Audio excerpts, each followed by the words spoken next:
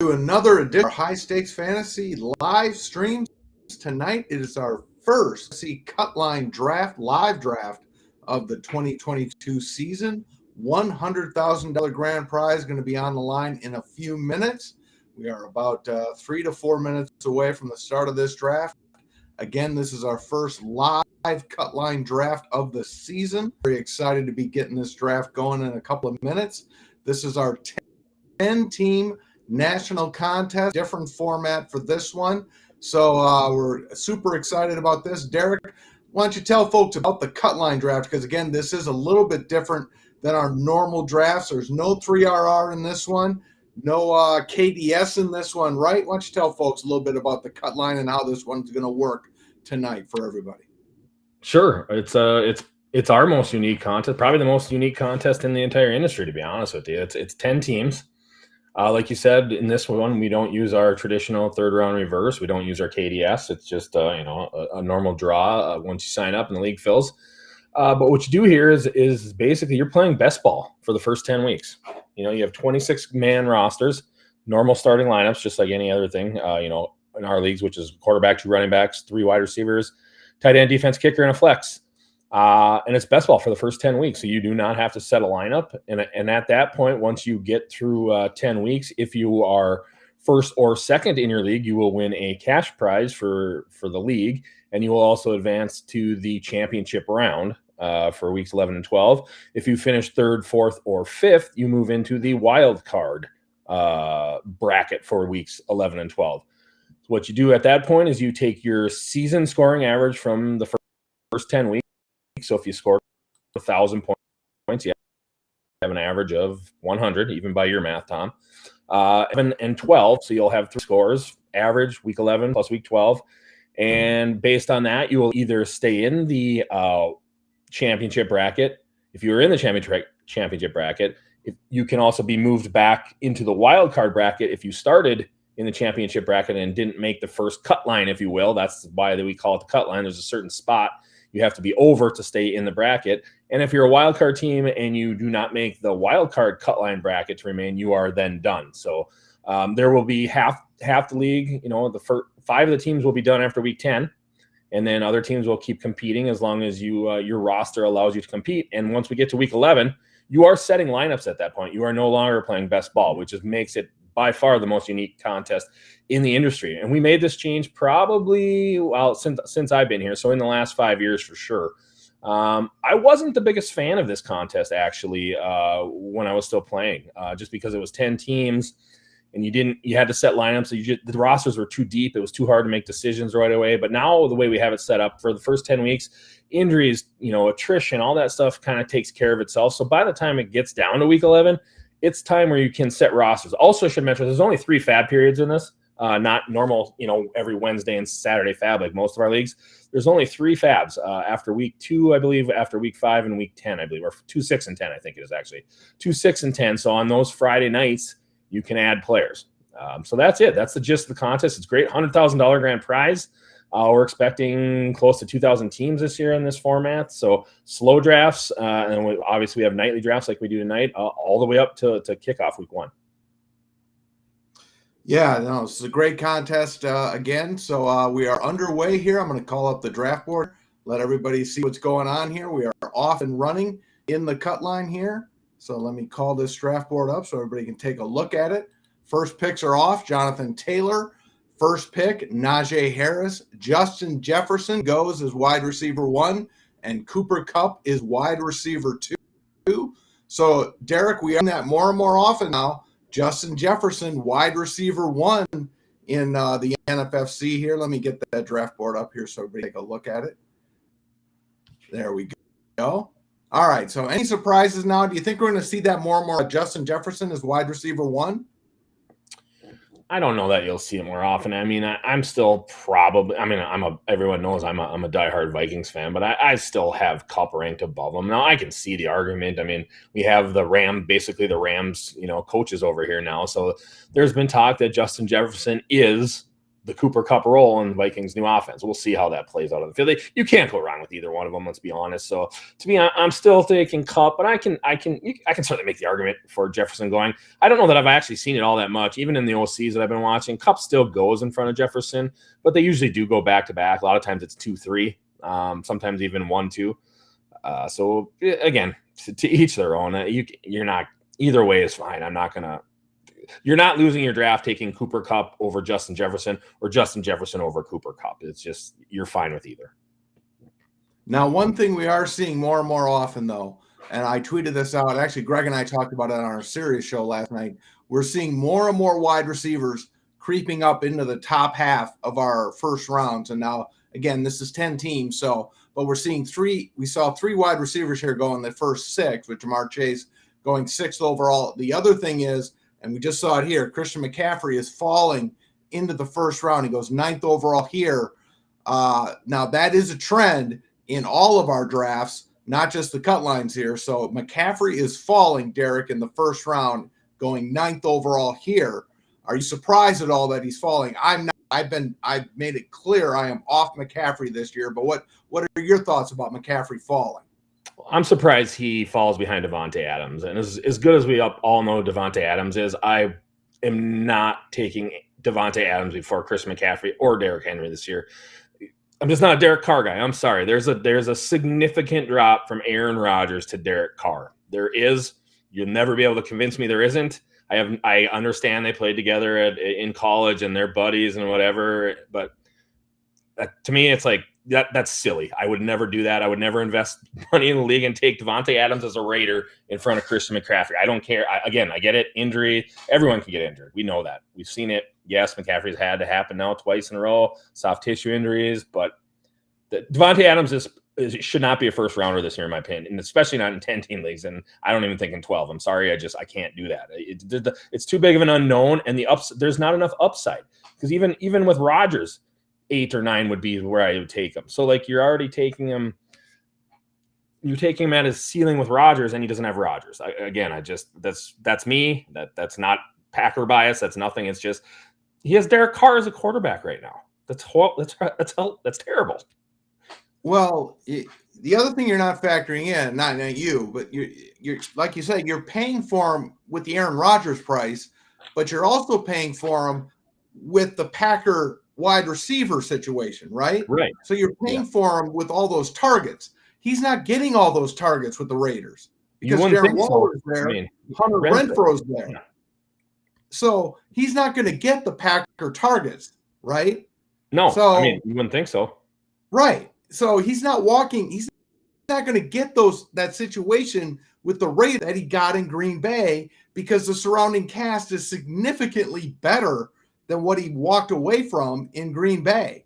So even though the quarterback situation, so he's dealing with a much worse quarterback, I completely agree with you.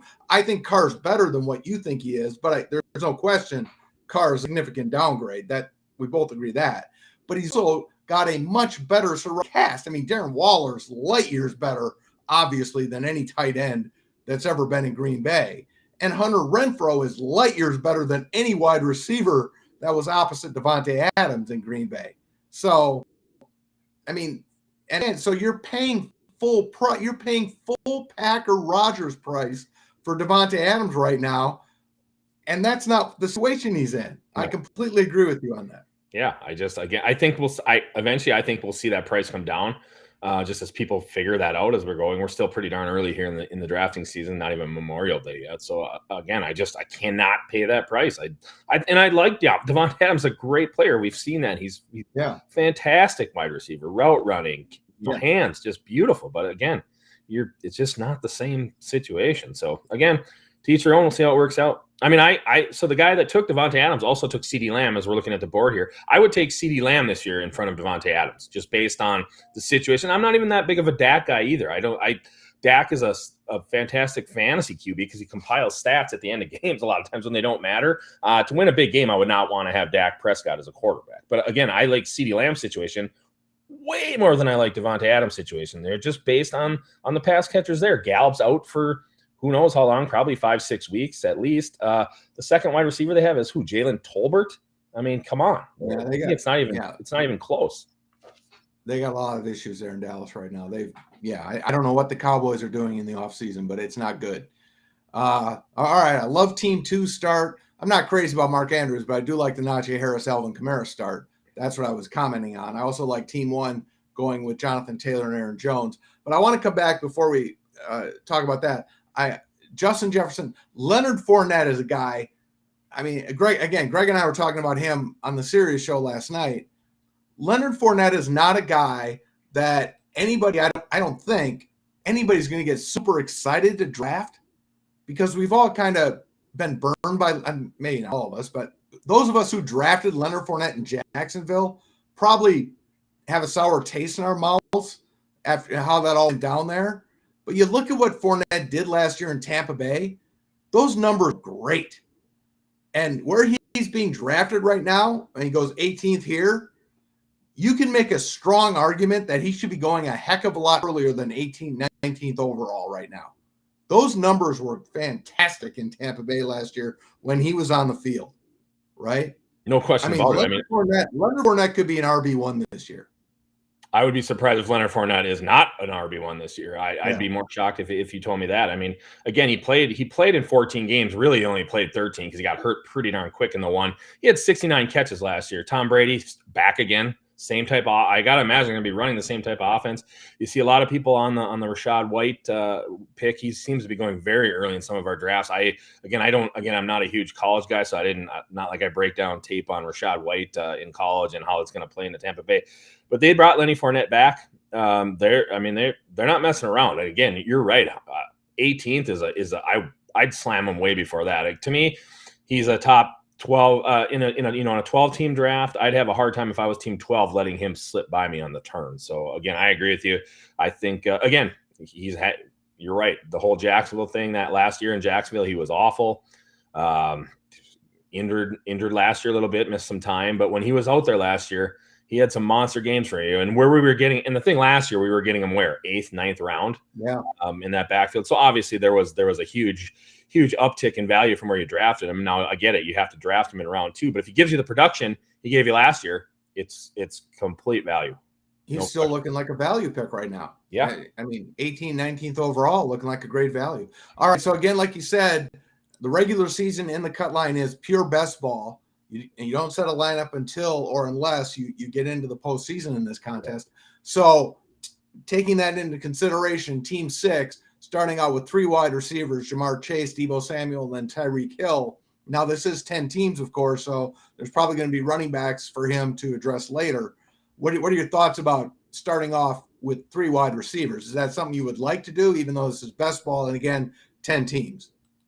No, I wouldn't. I wouldn't go into the draft planning on doing that. I mean, there's times it could happen where they hit you at the right time. But again, with wide receivers, I mean, a wide receiver, let's say just a guy like I'm trying to think, like a Josh Palmer, Chargers, right? Their 3rd or 4th receiver. In any given week, he catches a 60-yard TD from Herbert, and he'd be a wide receiver that would end up in your best ball lineup again. So it's hard for me to take 3 wide receivers to start because you're just missing out on running backs and even tight ends. I think there's about 5 or 6 elite tight ends, that I would like to have in best ball formats. I'll tell you what, I'll pair 2 tight ends early. Where this guy took, Deebo and Tyreek Hill. I mean, I would have went Kelsey and had Andrews gotten back, or I'd even be looking at the next tight end who's not off the board yet, so I won't say his name. We all know who it is. Where he took Mahomes, I would even have paired a couple of tight ends there because I think the wide receivers, yes, you got to have wide receivers when you get to week 11 because you got to start 3 of them and maybe 4 with the flex. But in these early rounds, if you don't get your running backs, you're gonna have a tough time. And again, running backs do the same thing, right? I get a guy can fall into the end zone for you a bunch of times during the first 10 weeks, but to me, the wide receivers, just you can get more of them because there's just more of them that are going to play. Obviously, there's 2 or 3 on the field on every snap for every team, sometimes 4. Running back, not the same case. So I again, to answer your question, I would not go into a best ball draft trying to get 3 wide receivers at the top. In fact, out of my first 3 rounds, if I have a running back, it would be a wide receiver. It would be because one fell to me at a spot I wasn't necessarily looking to grab one. All right. So I'm going to be saying this all drafting season because it doesn't look like the ADP is going to change much, or it certainly hasn't, since our drafts began back in February to this point. And in this draft, it did not change at all. He's going 28th overall here, and that's Cam Akers. I'm people to figure this out. I think he's a massive value pick. The guy went 12th overall before the injury last year. Nothing has changed about his situation. He's still the clear number one guy. It's him and Darrell Henderson, the exact same situation it was last year, him and Darrell Henderson. He's the number one running back on that team. We know how good the team is. We know how good the offense is. Again, I understand he's coming off an injury, but he obviously came back for last year. I know he didn't set the world on fire after he came back, but again, he came back far sooner than anybody expected him to, which is a good thing. I think he's a massive value pick, Derek. And even if you say, okay, he didn't set the world on fire, let's bake that into account, he's still going 2 to 3 rounds later than he was going a year ago when he was a top 12 pick and everybody was super excited about the guy. I still think he's going way later than he should be going. What do you think? Maybe, but I thought he was horribly overdrafted last year. I know that's easy to say now in hindsight, but he was on none of my teams last year. There's no way I was taking him where he was because of the fact that Darrell Henderson was there. I didn't know how the Rams were going to use him. And again, like you said, he came back, and we were all like, oh my God, he came back super fast. And he was pedestrian when he came back. I get it. He came off a knee injury, but again, I just don't think he's all that good. I really don't. There's no way on earth I'm taking him before Chubb or a Barkley or a Fournette or Kamara or Jones or McCaffrey or Swift or Cook or Mixon. No way. He's not as good as those guys. He just isn't. That's been my take the whole time. So his 28th might be a little low, but I will almost guarantee I have 0 Cam Akers again this year because I'm not a guy that's going to push him up. And I don't even think I'd take him at 28. There's just guys that go like T. Higgins. No chance I would ever take Cam Akers in front of T. Higgins. It doesn't even matter who I have before that. It really doesn't. I just cannot pull the trigger on Cam Akers. That's my bias. So that's my take. And maybe that's why other people are thinking the same thing. Again, I just thought he was horribly overdrafted last year. Oh, that's good because getting every draft with me, that means you'll push him down to me and I'll happily take him. And there you go. Perfect. All right. The other guy I want to ask you about went about 10 picks later. That's Breece Hall, 38th overall. That's pretty much where he's been going since the draft, 36 to 38 range. I think that's too early. Michael Carter's still hanging around with the Jets. I understand they traded up to get him, so I get the whole draft capital argument, but Michael Carter's still there. It's not like Michael Carter's great. I'm not making the argument that he's a world beater because he's not, but he's still there. He was relatively productive for the most part, as far as you can be for the Jets anyway, a year ago. I don't think Breece Hall is going to be the dominant lead back in that offense this year. I think Michael Carter's going to have a role. I don't like the draft ADP for Breece Hall right now. I think it's too early. What do you think?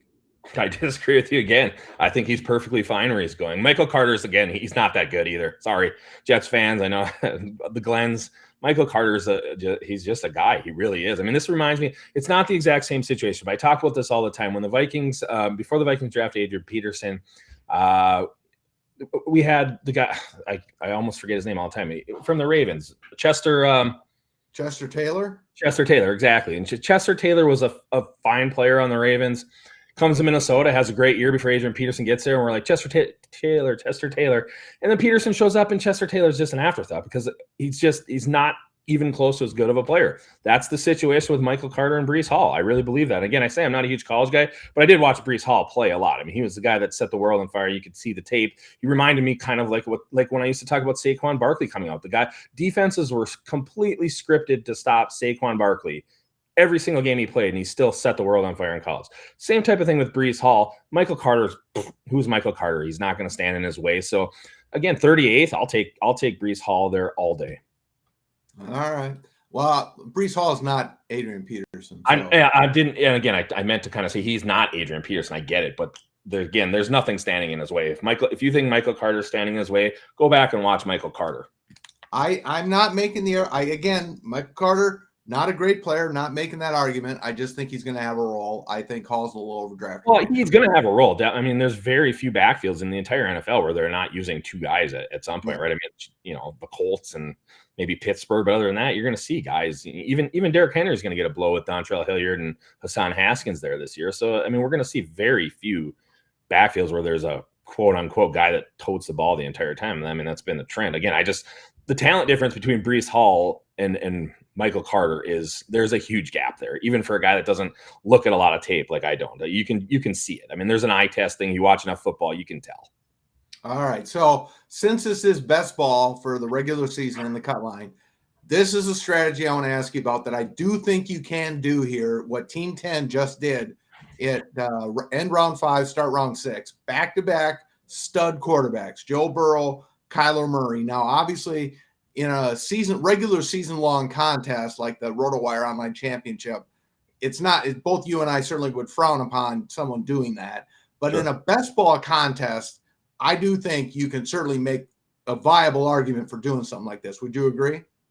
You can, especially in this format. So it's 26-man rosters. So we're not even talking about our draft champions formats where we have 34, where you're 8 roster spots deeper, and that does matter because I kind of look at this halfway between our BB10s, which are just all 20-man rosters, right, and basically 34. What he did here, it's best ball, and what he also did was he has. His 2 wide receivers at this point are T. Higgins and Marquise Brown, both wide receivers of the 2 quarterbacks he drafted, Joe Burrow and Kyler Murray at this point. So that is how you do it. It's a stack, right? They use the word stack, whatever you call it, mini stack or combo, I guess, if it's 2 people. That's how you do it. If you're going to take 2 quarterbacks, you pair them with their monster receivers.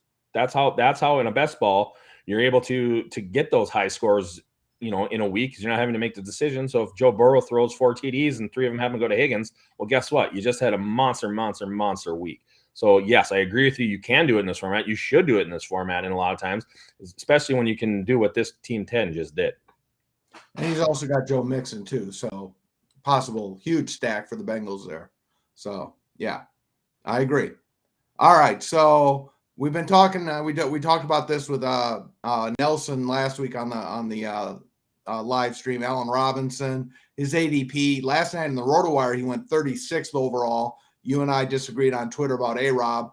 I certainly like the value. I like the ADP going up. This one, he goes up a little higher than his overall ADP, which is about 66, 67, goes 50th here, 51, I think. My math is right. Nope, that's pick 60. Last pick of the 6th round. That was pick 60. 60. Okay. Yep. See, which was not right. The point I tried to make last night because team 1 took him at pick 36, and that's just too early for him because he lasts till pick 60. He could have taken 2 other guys and got him back at pick 60. And if you miss on him there, you miss on him. It's Allen. I mean, I love Allen Robinson, and you and I both talked about it. He's better than Robert Woods, and he's in Robert Woods' role from last year. And I get Robert Woods is being drafted in the 3rd round a lot last year. I believe that's where he kind of finished his ADP. However, you don't need to draft Allen Robinson there now. You just don't, because he's going to last to 60. So that was my point I was making on Twitter last night.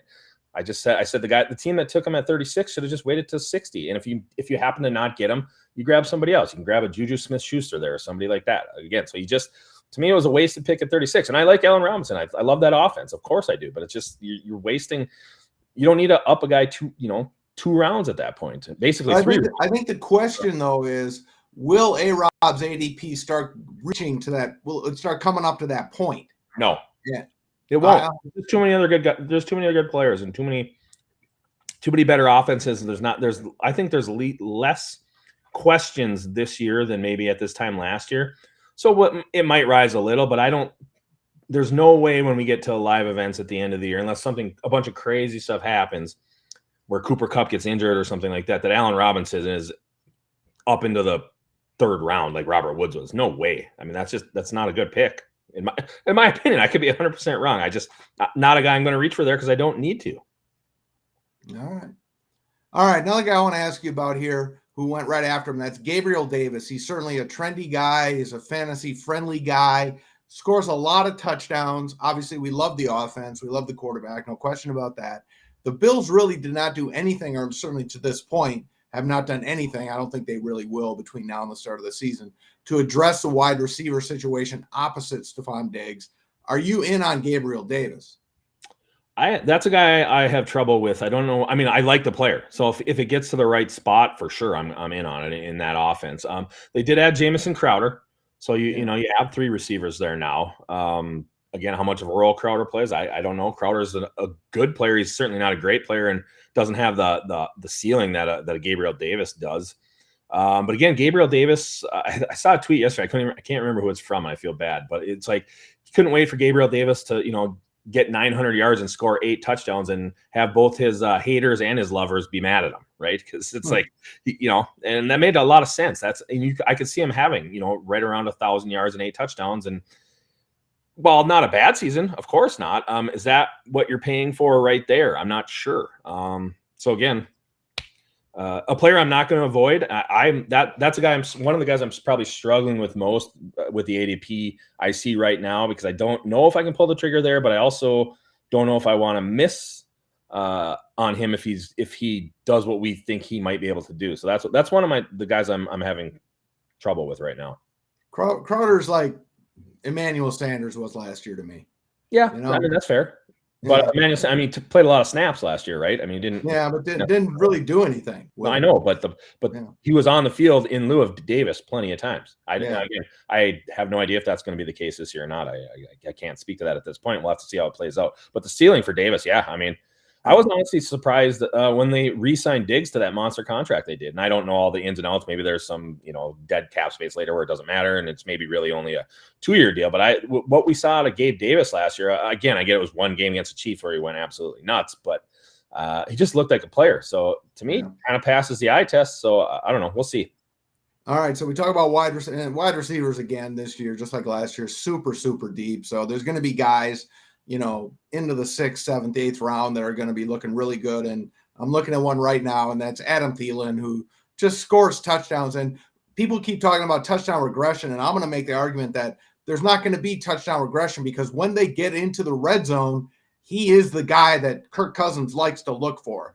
It's not, and I don't think, even if Erv Smith is healthy this year, I don't think that changes, because Thielen is their guy. As good as Jefferson is, and he's obviously great, we know that, and as good as Delvin Cook is, and he's great, we know that, when they're throwing the ball in the red zone, Thielen is the guy that Cousins looks for first, really. I think more than anybody, because he trusts him.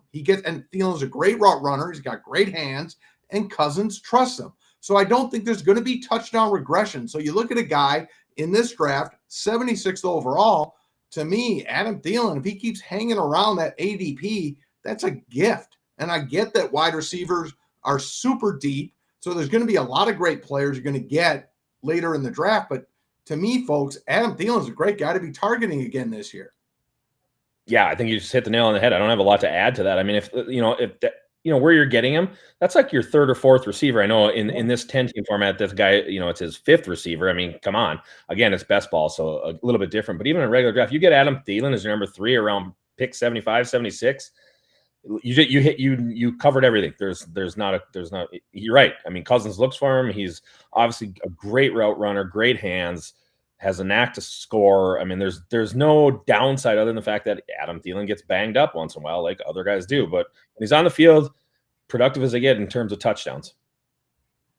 All right, so the guy who started off round 8, I want to ask you about as well, and that's Rashad Bateman. Now, we know the Ravens, obviously, they traded Hollywood Brown. So right now it's Bateman at wide receiver. Obviously, Andrews at tight end, going to get a ton of targets as well. We know the philosophy there is run first, but even with that philosophy last year, and I know they lost all their running backs, and all those guys are coming back hopefully this year, but they did throw the ball a lot more last year, certainly more than we'd seen from them in the past before Jackson got hurt toward the end of the year. But assuming they go back to that run-heavy approach, if they get Dobbins back healthy, I mean, what are your thoughts about Bateman, especially with nothing else really a wide receiver? I mean, really in the passing game, it's pretty much him and Mark Andrews. Yeah, and I believe they drafted a tight end this year. I forget who it is, but I was reading an article, I don't know, probably a month ago, how they drafted a guy. So like Mark Andrews is a glorified wide receiver this year. I mean, he's going to split like Kelsey does, right? Splits out so much, and really he blocks every once in a while. But in reality, Mark Andrews is running a pass route when he's on the field, essentially, if it's a pass play. So Bateman, Minnesota guy, played at the University of Minnesota. Didn't grow up in Minnesota, but played at the University of Minnesota. So I saw plenty of him. He's a great player. He's really good, tough, high points the ball when he needs to. He's a good NFL receiver. So to me, he feels to me like a wide receiver for-ish, right? You got to have some guys in front of him, but a guy that could break out if the Ravens are throwing the ball. Like the year that Lamar Jackson won the MVP, right? He threw, I think, almost 40 TD passes. They were throwing the ball all over the place. And with Marquise Brown gone, now Bateman's a different type of receiver than Marquise Brown is, than Hollywood is. No question about it. He's more of almost like I consider him like a DeAndre Hopkins type receiver, if that makes sense. That type of player. Great hands. Not the fastest guy in the world, but he's going to get open and he's going to make the catch if you throw him the ball. So that's what I think about Bateman. But again, I think to me, it's Mark Andrews, then Bateman. I think Mark Andrews is my number one tight end, and you know how big of a Chiefs fan I am with Mahomes and Kelsey. Mark Andrews, I think, is, barring injury, is going to set the world on fire even more than he did last year. So that's my take on Baltimore's passing game at this point.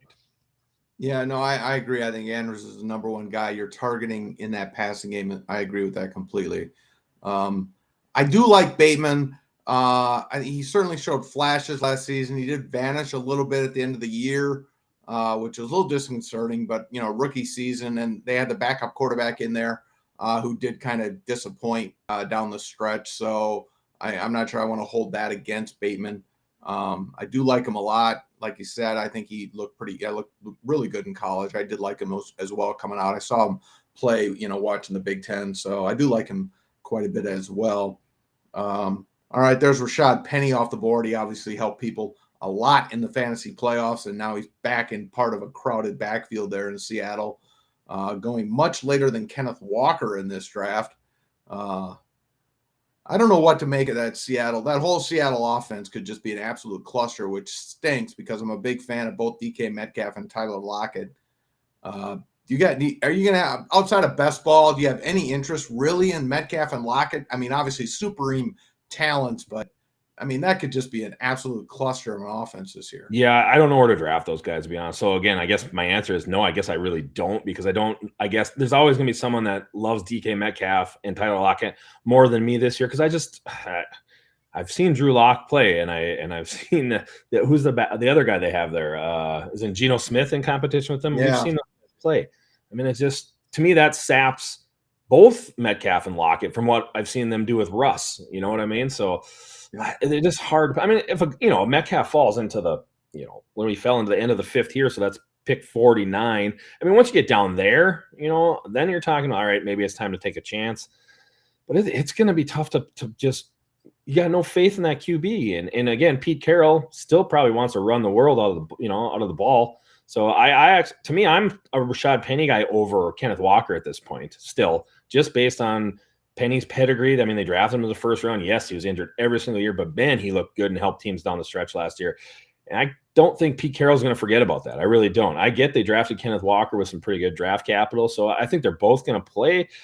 Again, and I don't know how much Seattle guys I really want, but to me, Penny is still the guy I would take where he's going by far more than any of the other three at this point. Yeah, I'm surprised at the difference here. You look at that, Walker going in the 7th round, Penny going 3 rounds later. I'm actually surprised, but I'd rather have Ronald Jones over both those guys. Yep. And I'm not a big Rojo guy, but I'd rather have him than Penny or Walker. I want to avoid that Seattle offense. Now, again, this is best ball, so it does change things. That, for sure. Yeah. And there's James Cook off the board. Falling a little bit later here. I think everybody's kind of backing off James Cook. There was a lot of initial excitement with him after the draft, and I think some of that's worn off a little bit. Bit of the bloom off the rose a little bit. Definitely. I mean, he was going right after the draft. He was going in front of Devin Singletary in every one of our drafts. And now you just see he went after, about 9 picks after to the same team, which is kind of nice. And now you got both of them. So in a best ball first 10 weeks, you're not going to have to worry about having to start one of them, which is kind of the way to do it. Somebody's going to be the running back there scoring some TDs. Devin Singletary, we saw him at the end of the year and in the playoffs, looked great. Just nothing special about him. He's just in a beautiful offense. They create tons of scoring opportunities, and somebody's going to take advantage of that. It's just, we don't know who it's going to be. If this team advances to the postseason, he knows the Bills are going to be in the playoffs. So one of those running backs probably he's hoping one of those running backs steps to the front, like Singletary did at the end of last season. Yep. So he's hoping that he's got himself an RB2, a clear RB2 like Singletary was at the end of last year. For sure. Beauty of this contest again, right? Best ball for 10 weeks. And then come week 11, like I said, injuries, attrition, talent finally wins out, and guys are playing more. You have a much easier idea of who to set in your starting lineup. So again, another reason why this is such a great contest. Yeah. Now, I want to ask you about, Gronk goes here in the 12th round. Obviously, he's still unsigned. There's certainly the Bucs are reaching out to him, kind of begging him to come back. Tampa Bay players are doing what they can to recruit him. If you were drafting right now, I mean, what would you be looking at Gronk? Is he somebody be on your board?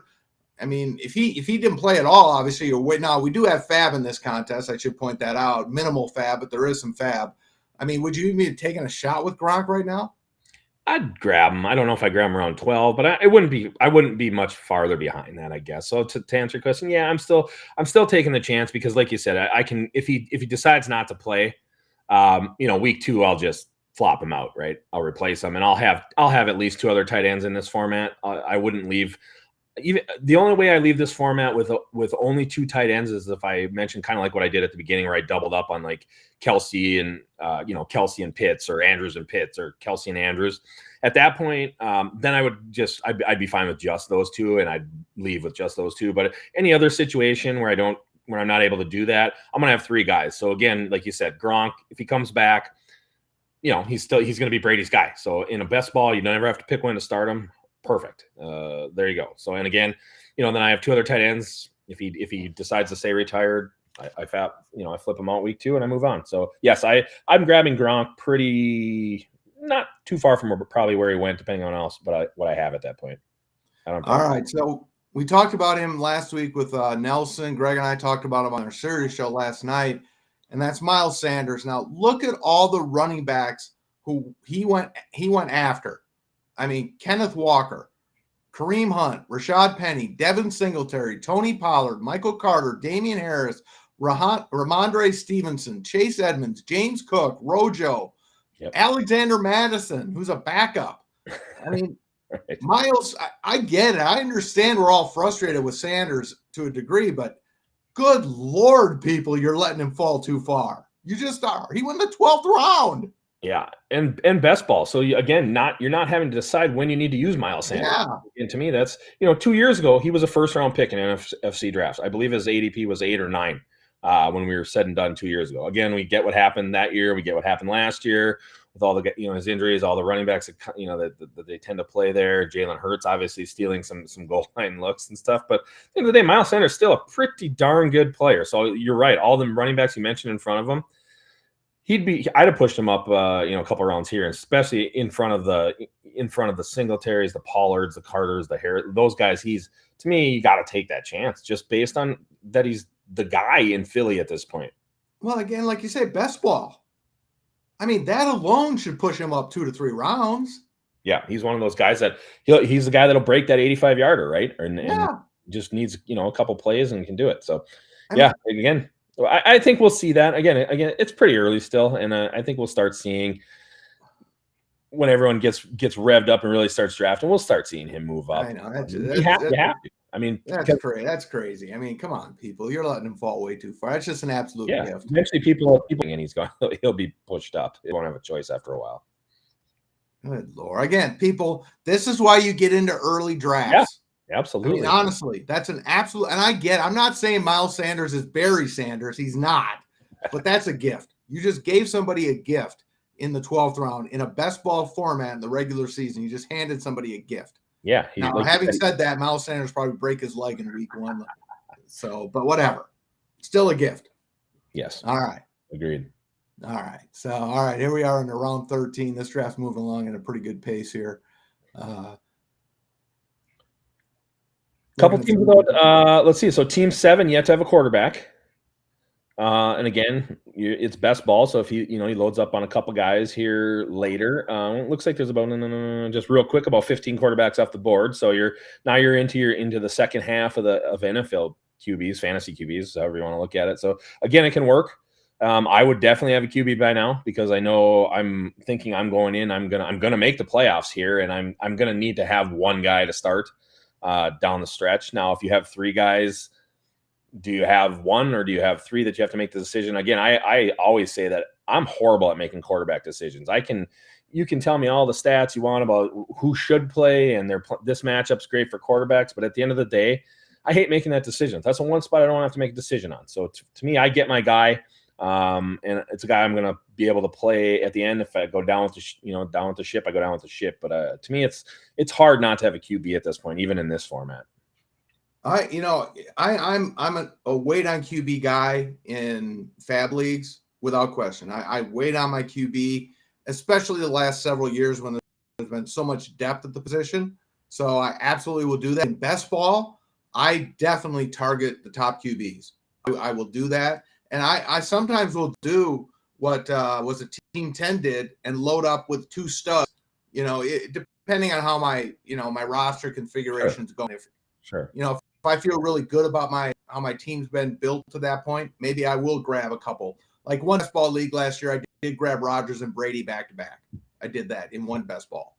So not often, but occasionally. But I do target the top guys early, which is not what I will do in a regular season long league. So that's something different I do in best ball. So, so I definitely would not be doing what is it? Team 7, I think you're saying. Yep. Yeah, I would definitely not be doing that. Yeah. Just again, to me, it's like I'm going into this thinking I'm going to, be in the playoffs. I'm going to make the top 5 in my league. Hopefully, obviously I think everyone thinks they're going to do that. So just be hard to not have a QB by now. It's just you're gonna have to start somebody. If you make it, you're gonna have to start somebody. I get that you can grab 3 guys in, and one of them maybe is the breakout QB, and you got your guy. I just don't believe that's not where my strength lies. I would rather have my guy and find those breakout guys at other positions. That's kind of what I've always done. So again, each and everyone's different. So now he just grabbed his first quarterback. Again, I'm not comfortable with Tua Tagovailoa as my number 1 QB. I'm just not. I'm not comfortable with him as my number 3 QB. I get what you're saying, right? Sorry, Dolphin fans, but just not a Tua fan. Now there will be some best ball leagues where he will be in my number 3, but I will walk away from that team saying I'm not comfortable with him as my 3. So, but you got to have 3 sometimes. So. And this is again a 10 team best ball. So a lot, BB10s are 12 teamers, and a lot of our other best balls are 12 teamers. So it's a little different because there's still guys left. It feels like we're down around 14. It feels like you should have at least 2 quarterbacks at this point, if not your 3. But then you're talking about. I'm usually thinking about our draft champions or our NFC 25s. Where the 12 teams, 12 team league. So you have just more players gone and more quarterbacks gone at this point. So there are, I'll be honest, there are some quarterbacks left that I still really like, especially some I like a lot more than 2. There's one out there. I'm not going to say the name, but there is one out there, especially in best ball, who I absolutely would be targeting right now. Yeah. I'm not going to say I think I have 2 actually, to tell you. I have 2 of them actually that are. Yeah. You know what? I'm looking at the board right now. There's 2. There's two for sure, but there's one absolutely in best ball. One's got a long neck. Definitely in best ball, though. All right, so you're a Minnesota guy. I want to ask you about somebody who just went off the board a couple of picks ago, and that's Erv Smith, our guy Erv, who obviously didn't play last year, was hurt all last year. Now, talented guy. Is there any thoughts from the Vikings that he could break out in any way this upcoming season? What's the scuttlebutt in Minnesota about Erv and if he can stay healthy this year? You know what? We haven't heard a lot of scuttlebutt, as you put it, about Erv. It's been pretty quiet. I mean, the number one thing we're hearing is Justin Jefferson is taking on the Cooper Kupp role. That's been the talk of everything. That's why you see Minnesota guys and lots of people drafting Justin Jefferson 2nd, 3rd, 4th, whatever. Other than that, it's been pretty close to the vest. I don't know. Again, we don't know a lot about this new general manager.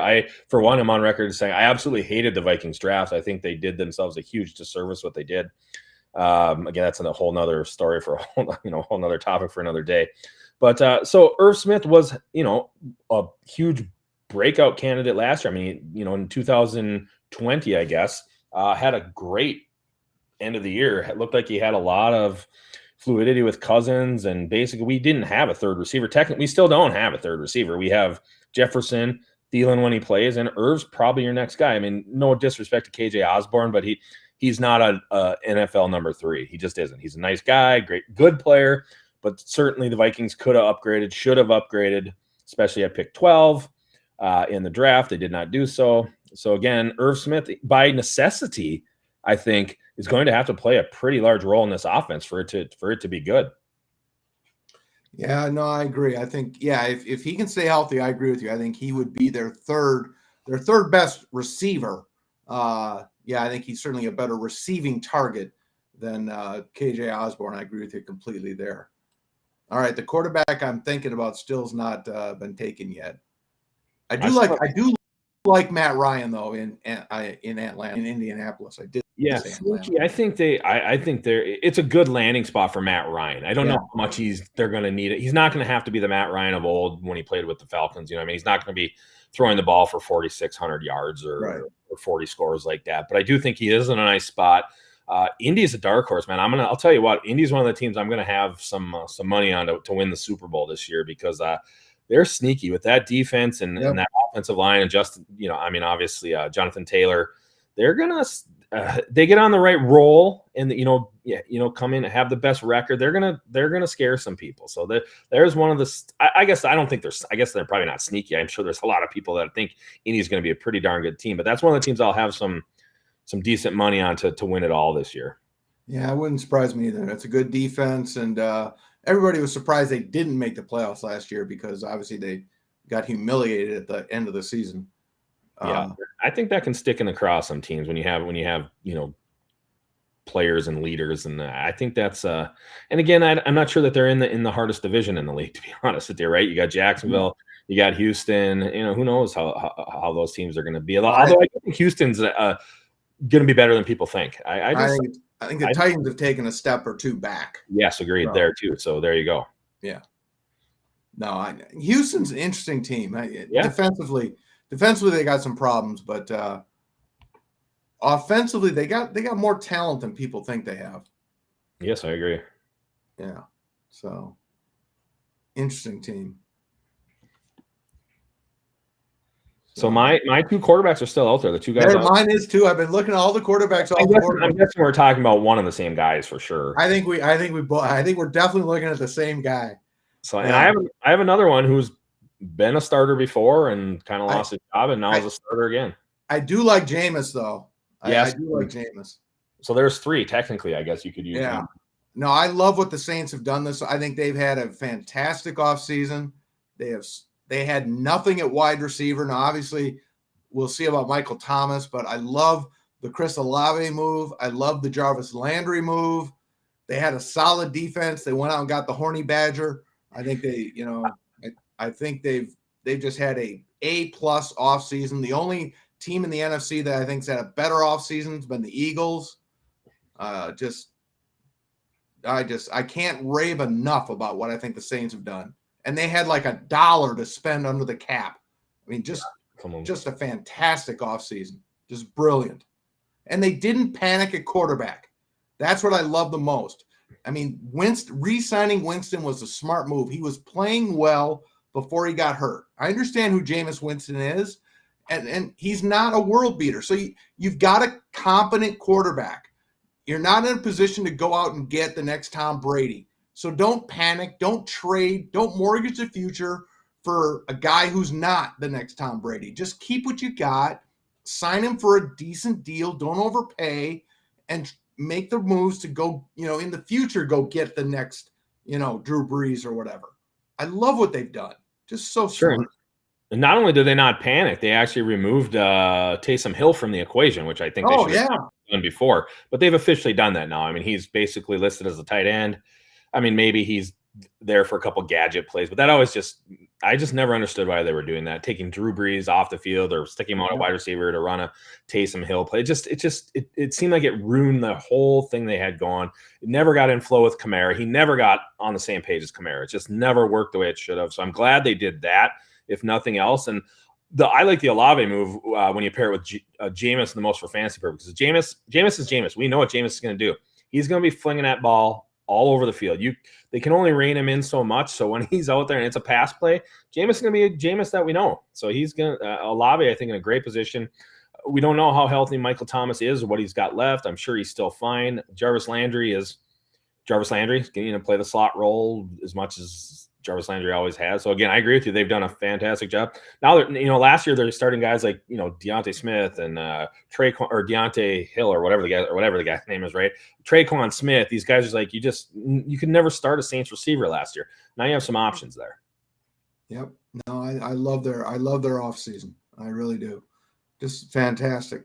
No, I cannot say enough good things about what they've done in the offseason. Just brilliant. A+. And another sneaky offense, I think I was talking about this with somebody yesterday. As much as it's hard to love an offense with Jared Goff at quarterback, the Lions' personnel is pretty darn good.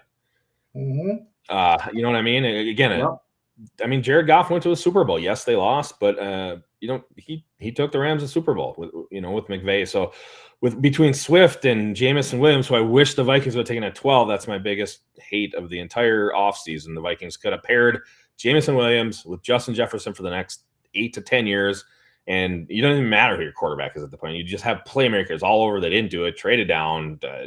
Again, I'll rant another time, but Swift, Jameson Williams, Amon-Ra St. Brown, DJ Chark going there. I mean, talk about three nice receivers.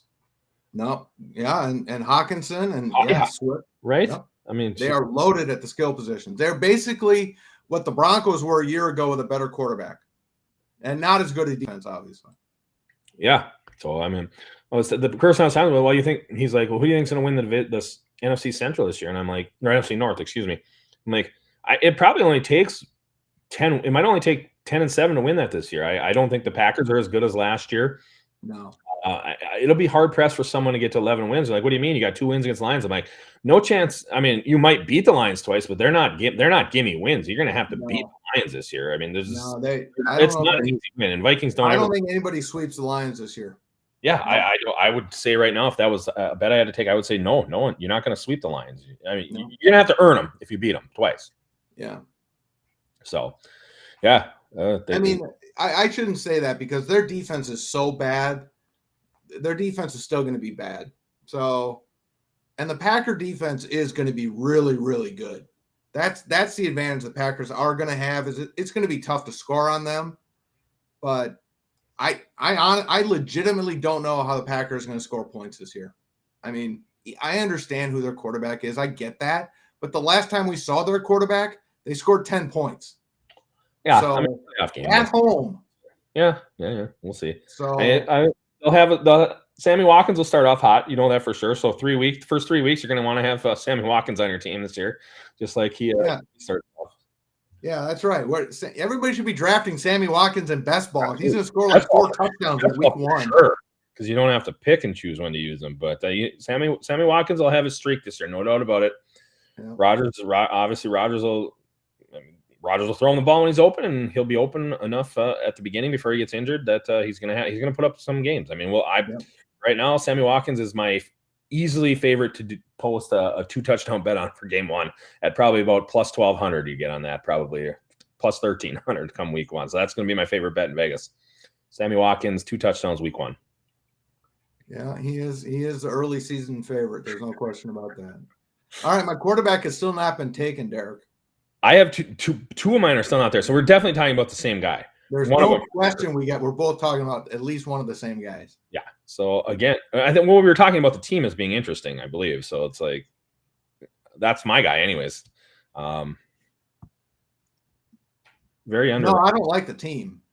I can't stand the team. So maybe we're not talking about the same. Well, maybe not. Then I'm talking about 2 other guys, probably. Two guys for best ball. I like a lot. Not as my number 1, of course. We're at the space. No. Where you're taking probably a third quarterback at this point. Yeah, as a 3. As a 3, yeah, definitely as a 3. But right around we're in this range here.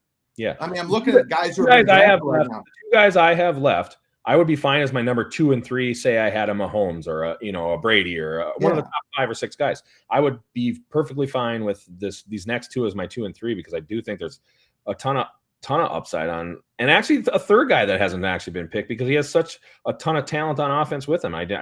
There's one. That's a third guy I was just talking about that I just thought of. He definitely was not one of the guys I was talking about. But think of the personnel around him. I know. I'm just not a fan.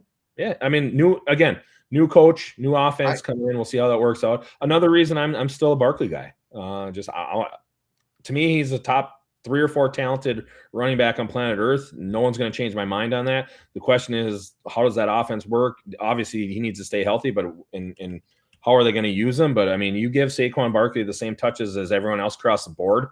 Obviously, that doesn't happen. You can't actually say that, but if you did, to me, he's easily a top 3 or 4 running back. No question in my mind.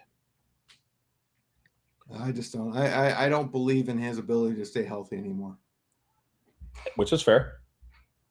I will be interested if he drops another round, though. He's going to move up, not down. So that's the problem. So again, I'll probably have no shares of him again, and that worked out just fine for me last year. Yeah, well, it did last year, absolutely, for sure. Yeah, absolutely did. Now I do like the Christian McCaffrey dropping. Berkeley and Breece Hall, and you get all the Cam Akers and oh God, give me all the Akers and Dobbins shares. I'm a Dobbins, I'm a Dobbins guy too. I've always been. We'll probably be when we do the auction draft in July or no, it's June. We'll probably do it. No, July. Early July. We're gonna be bidding up J.K. Dobbins like there's no tomorrow. Yeah, probably. Yeah. Depends what I have at that point, though. If I'm already got Barkley in tow and then another guy or something, we'll see. But yeah, you're right. You and I are Dobbins guys. Always have been. We're gonna be looking at the average bidding price for Dobbins, and there's gonna be one draft where he went for like 45, and everybody's gonna like, what the hell was that draft? Oh, that was a GTD where Derek and Tom were bidding his ass up. Yeah. I'm not a huge college guy, but I do pay attention to the Big Ten because I have to watch the Gophers get beat up most of the time and whatnot. When I watched J.K. Dobbins at Ohio State versus Zeke, I thought J.K. Dobbins was a better player. I just thought he was a better all-around player. Obviously, we know what Zeke did when he came out and what he's done. Zeke's draft stock is way down. He's a 4th-round pick in our leagues at this point. So I just always thought Dobbins was a better player. And we'll see. He hasn't done it in the NFL yet. He just hasn't been around long enough, hasn't stayed healthy enough yet to do that. But in that offense, again, they'll have somebody with them, whether it's Gus Edwards or whoever else comes in or whoever they're going to use with them. But you give J.K. Dobbins a full season in that offense, he's going to produce. There's no question about it. No, I agree. I think he's a stud talent. I'm a big fan too. No, love him. All right, we're obviously seeing defenses go off the board. I don't think we've seen a team kicker go off the board yet, have we? Oh no, we got 3. We got do we? Bengals kicker, obviously. So Chase. Oh, there we go. Yep.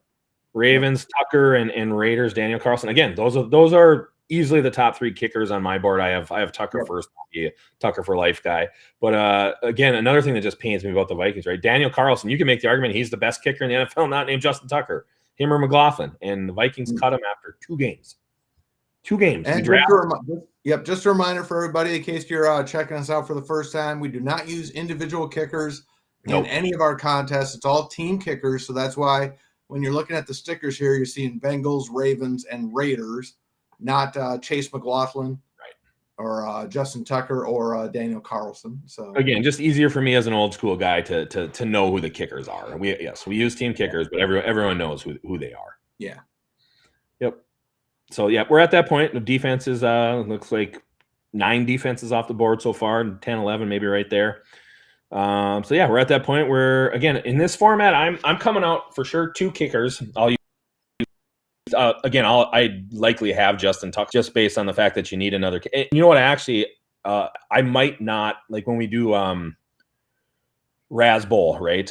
We use the same format. I might come out of there with just 1 kicker in the draft, to be honest with you, because I'll just want an extra player for week 1 because you do fab after week 2. I'm fine with whatever score Justin Tucker, or Ravens kicker or Bengals kicker or Raiders kicker gets me in week 1. So in this contest, I probably would come out with 1 kicker after the draft, and then starting week 2, I'll have somebody on my team that just doesn't need to be there, very likely, and then I'll grab another kicker for the next 4-week period before another fab comes. So I think you can get out of here with 1. You can get out of here with 1 kicker and 1 defense if you want. just because it gives you 2 more bullets at other positions. I got no problem with that. But I also don't have a problem if you want to take 2 kickers or 2 defenses. But I certainly would not take more than 2 at either spot. I don't believe it would be any good. No. I definitely wouldn't take more than 2 kickers or 2 defenses. It's not. No, there's no reason to. No, not in this format. Not enough guys. Not in this format. Yeah, if you have 30, like in our draft champions, where you have 34, and well, there's no fab there, so no it's fab. All your guys. But yeah, in this one where you can replace after week 2, it doesn't make a lot of sense. Yeah, you want that extra. You want that extra wide receiver, running back bullet, because you just never know. We're well before training camp. There's going to be injuries. There's obviously going to be that. There's going to be guys just beating guys out, and so you want those extra bullets, because if they work out, you got them all year long. The kicker's defense, you can flop those around as much as you need to. Yep. All right.